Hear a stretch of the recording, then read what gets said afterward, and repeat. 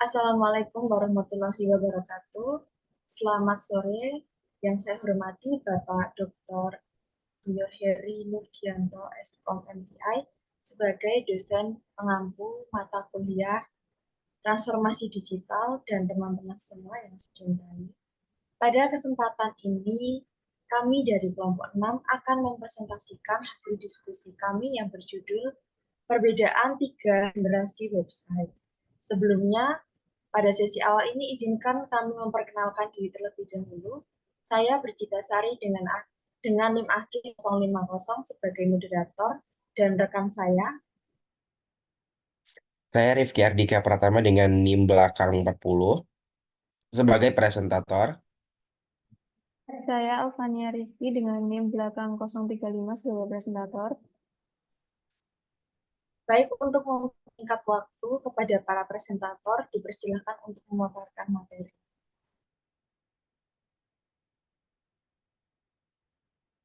Website 1.0. Yang pertama itu ada statistik. Situs web 1.0 adalah situs web awal yang bersifat statis. Mereka terdiri dari halaman-halaman HTML sederhana yang menampilkan informasi secara tidak interaktif.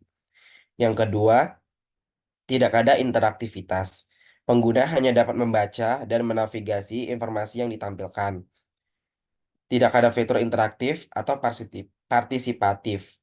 Yang ketiga, konten statis. Konten situs web 1.0 cenderung tidak berubah secara dinamis. Perubahan hanya dapat dilakukan melalui pembaruan manual oleh pengelola situs. Yang terakhir, tidak ada sosialitas. Tidak ada kemampuan untuk berbagi konten atau berinteraksi dengan pengguna lain secara langsung. Slide selanjutnya ada di website 2.0. Yang pertama, interaktif. Situs web 2.0 memperkenalkan elemen interaktif yang lebih besar.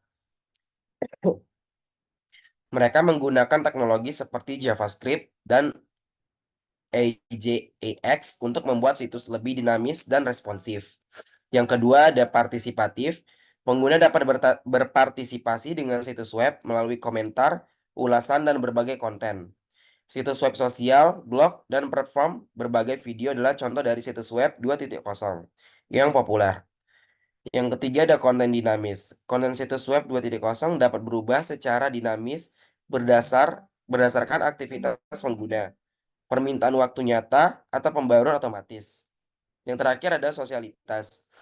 Situs web 2.0 memfasilitasi interaksi sosial antara pengguna melalui fitur seperti jaringan sosial, forum, dan pembagian konten. Slide selanjutnya akan dipaparkan oleh Alfania Rizky.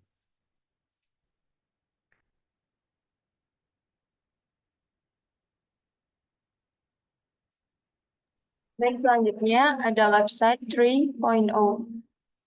Intelijen buatan atau AI. Situs web 3.0 menggunakan teknologi AI untuk memberikan pengalaman yang lebih personal dan relevan kepada pengguna. Misalnya, sistem rekomendasi yang didukung AI dapat menyarankan konten yang sesuai dengan preferensi penggunanya. Yang kedua ada semantic web. Situs web 3.0 berusaha untuk membuat konten lebih dapat dimengerti oleh mesin melalui penandaan sistematik dan metadata yang kaya. Hal ini memungkinkan mesin untuk memahami konten secara lebih mendalam dan menyajikan dengan cara yang lebih kontekstual. Yang terakhir, konektivitas penuh. Situs web 3.0 memanfaatkan konektivitas yang lebih kuat antara data, aplikasi, dan perangkat. Ini termasuk penggunaan teknologi seperti Internet of Things atau IoT dan integrasi data yang lebih canggih. Selanjutnya akan dibacakan oleh Brigita.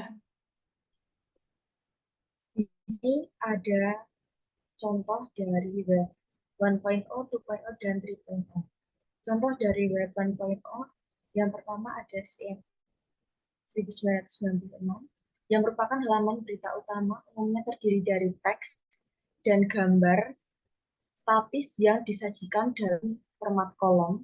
Pengguna hanya dapat membaca artikel tanpa interaksi lebih lanjut. Yang kedua ada Yahoo 1994.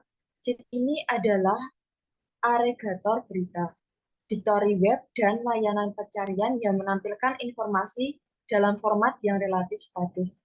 Pengguna bisa mencari informasi, tetapi interaksi pengguna terbatas. Selanjutnya, contoh web 2.0, ada blog.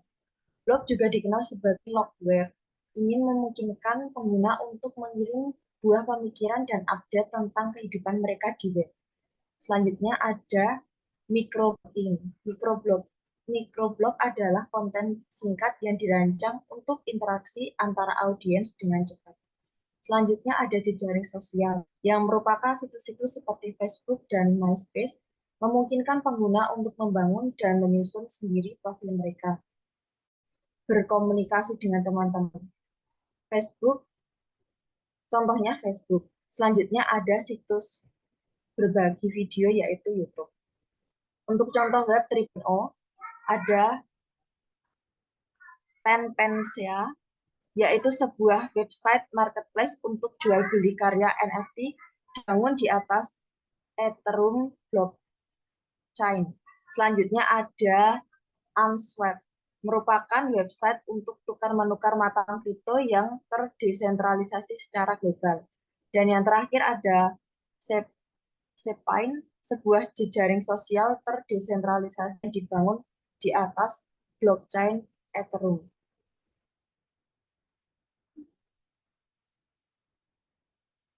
Nah, berikut ini adalah logo-logo dari contoh web 1.0, 2.0, dan 3.0. Selanjutnya,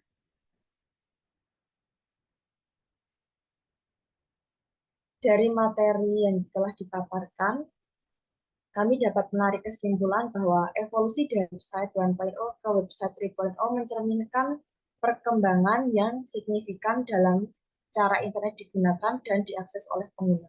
Website 1.0 terutama bersifat statis dan tidak interaktif, sedangkan website 2.0 memperkenalkan elemen interaktif dan partisipatif yang lebih besar. Website 3.0 mengambil langkah lebih jauh dengan memanfaatkan teknologi seperti kecerdasan buatan dan semantik web untuk menyajikan pengalaman yang personal, terhubung, dan ditingkatkan kepada pengguna. Dengan demikian, pengembangan ini mencerminkan dorongan menuju pengalaman online yang lebih dinamis, responsif, dan terkoneksi.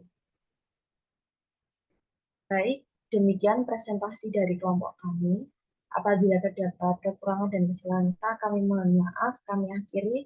Wassalamualaikum warahmatullahi wabarakatuh. Waalaikumsalam.